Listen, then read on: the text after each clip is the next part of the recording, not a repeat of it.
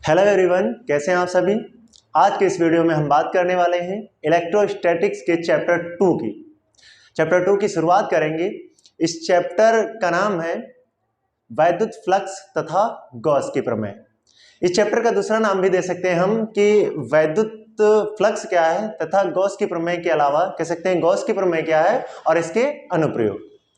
तो दोस्तों आज शुरू करते हैं नेक्स्ट चैप्टर को नए अंदाज के साथ में। ठीक है, इस चैप्टर में सबसे पहले हम बात करेंगे कि वैद्युत फ्लक्स क्या है। आज का हमारा टॉपिक होगा वैद्युत फ्लक्स। हम जानते हैं वैद्युत फ्लक्स जो होता है वैद्युत क्षेत्र का एक गुण है, यानी कि वैद्युत क्षेत्र में वैद्युत बल रेखाओं पर डिपेंड करता है वैद्युत फ्लक्स।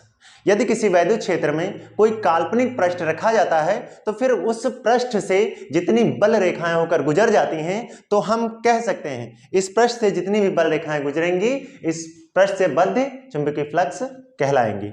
यानी कि हम मान लेंगे एक वैद्युत क्षेत्र है जिसमें कोई काल्पनिक पृष्ठ रखा गया है। इस पृष्ठ से होकर जितनी भी बल रेखाएं गुजरेंगी उनकी माप यानी कि उनकी जो संख्या होगी वही उस पृष्ठ से परिबद्ध वैद्युत फ्लक्स होगी। इसे फाई ई से प्रदर्शित करते हैं। सो आइए हम इसको थोड़ा डिटेल में समझते हैं। हमने मान लिया एक वैद्युत क्षेत्र है जिसमें से होकर वैद्युत बल रेखाएं गुजर रही हैं। स्वाभाविक सी बात है कि वैद्युत क्षेत्र से वैद्युत बल रेखाएं गुजरेंगी। पिछली कक्षाओं में हम पढ़ भी चुके हैं कि वैद्युत बल रेखाएं क्या हैं, इनकी प्रॉपर्टीज क्या हैं, तो उन्हीं से रिलेटेड है वैद्युत फ्लक्स।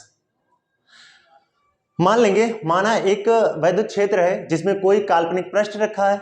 यहां पर हमने वैद्युत बल रेखाओं को शो किया है और एक काल्पनिक पृष्ठ रखा है। यहां पर हमने जो काल्पनिक पृष्ठ रखा है वो बंद पृष्ठ रखा है और दूसरी साइड में हमने एक काल्पनिक पृष्ठ लिया है जो कि ओपन पृष्ठ है।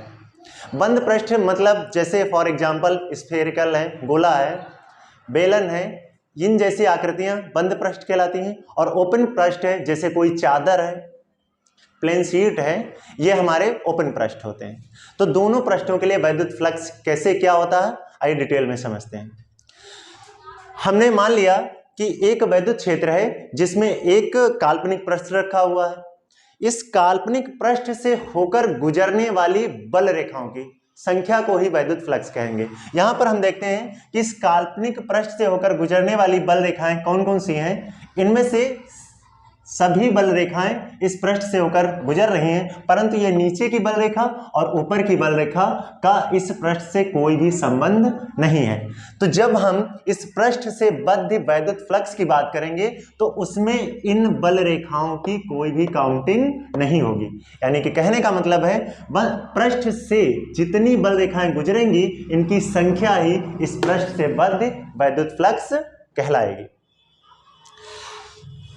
इसके अलावा यदि कोई वैद्युत क्षेत्र है जिसको रिप्रेजेंट किया जाए वेक्टर ई से, हम मान लेते हैं कोई वैद्युत क्षेत्र है जिसे वेक्टर ई से लिख लेते हैं और इस पृष्ठ का कोई छोटा सा सरफेस, छोटा सा एरिया ले लेते हैं। मान लेते हैं कोई भी छोटा सा एरिया ले लेंगे, यहाँ पे ये इस पृष्ठ का एरिया छोटा सा ले लेंगे और इस पर ये एरिया लेंगे तो ये इस पृष्ठ के लिए एरिया एलिमेंट कहलाएगा, यानी कि इस पृष्ठ का छोटा सा टुकड़ा और जिसकी डायरेक्शन होती है आउटवर्ड परपेंडिकुलर।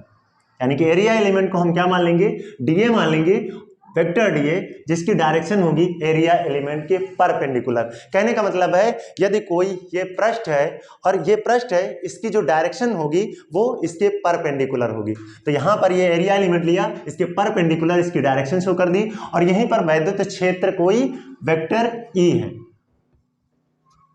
तब ऐसी स्थिति यदि है तो वैद्युत क्षेत्र वेक्टर ई तथा एरिया एलिमेंट क्षेत्रफल अवयव वेक्टर डीए का स्केलर गुणन इस पृष्ठ से बद्ध वैद्युत फ्लक्स कहलाएगा। कहने का मतलब है यदि हमने छोटा सा एरिया एलिमेंट डीए लिया है तो इससे होकर गुजरने वाला जो फ्लक्स होगा यानी कि जो बल रेखाएं होंगी वो भी बहुत ही कम होंगी। हमने बताया कि वैद्युत फ्लक्स को फाई ई से रिप्रेजेंट करते हैं, तो इससे होकर गुजरने वाला जो फ्लक्स होगा वो भी कम ही होगा। यानी कि कहने का मतलब है कि यदि वैद्युत क्षेत्र की तीव्रता वेक्टर ई दी है और क्षेत्रफल अवयव वेक्टर डीए से होकर गुजरने वाला फ्लक्स पूछता है तो वो हो जाएगा D phi E is equal vector E dot vector D A. Scalar गुणन डॉट प्रोडक्ट को कहते हैं, यानी कि इन दोनों का स्केलर गुणन इस पृष्ठ से बद्ध वैद्युत फ्लक्स कहलाएगा। अब थोड़ी सी बात ध्यान से यहां पे कर लेते हैं कि हमने इस पृष्ठ का छोटा सा एरिया माना, कितना छोटा सा एरिया माना, और छोटे से एरिया से होकर गुजरने वाला फ्लक्स यानी कि बल रेखाओं को हमने कैलकुलेट कर लिया किस फॉर्मूले से, D phi E is equal vector E dot vector D ए।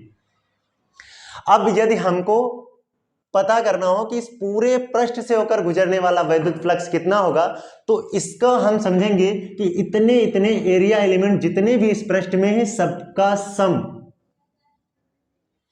से होकर गुजरने वाला फ्लक्स, यानी कि इन छोटे छोटे एरिया से होकर गुजरने वाला फ्लक्स को हम ऐड कर देंगे तो वो हो जाएगा पूरे पृष्ठ से होकर गुजरने वाला वैद्युत फ्लक्स। और इसके लिए हम क्या कर लेंगे, समाकलन कर लेंगे। समाकलन का मतलब ये है कि समाकलन यदि हम छोटे से एरिया करते हैं तो उसका संपूर्ण एरिया निकल आता है। सीधी सी बात, समाकलन में यदि कोई छोटा सा एरिया दिया है, यदि उसका हम समाकलन कर देते हैं विद लिमिट, तो जितनी लिमिट लगाते हैं वो पूरा एरिया हमें पता चल जाता है। तो समाकलन का सिंबल भी यहाँ पे देखेंगे, तो यदि हमें इस पृष्ठ से होकर गुजरने वाला पूरा वैद्युत फ्लक्स ज्ञात करना है तो हम क्या कर देंगे, vector E dot vector D ए का समाकलन कर देंगे।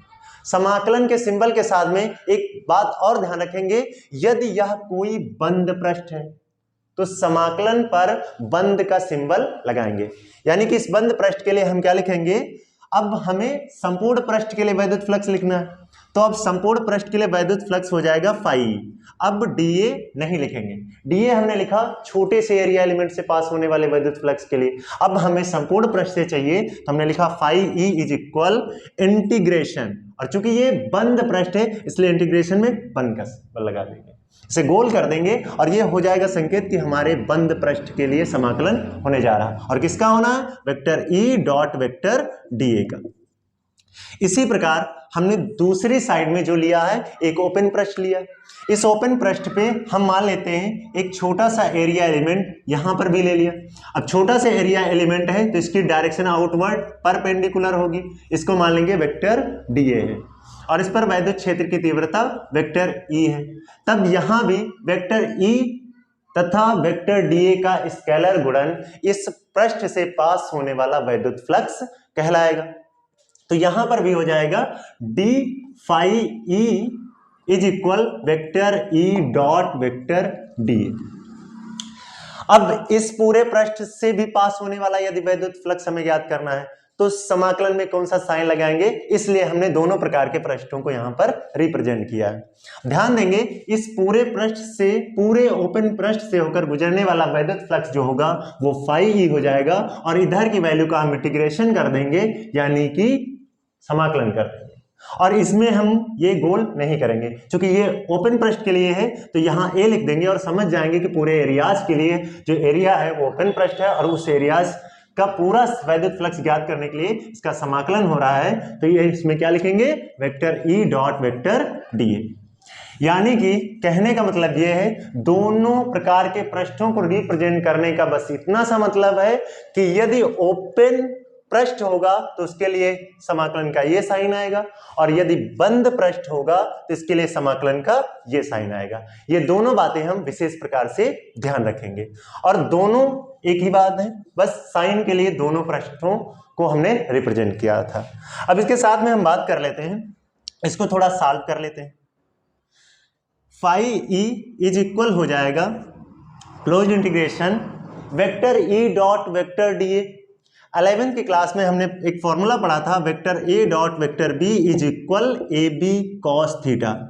इसको फार्मूले की बेस पे पढ़ लेते हैं, जब कभी भी टाइम मिलेगा तो इसको डिटेल में पढ़ लेंगे। तब तक के लिए इसे सॉल्व करने के लिए इससे फॉर्मूला समझकर यूज कर लेते हैं।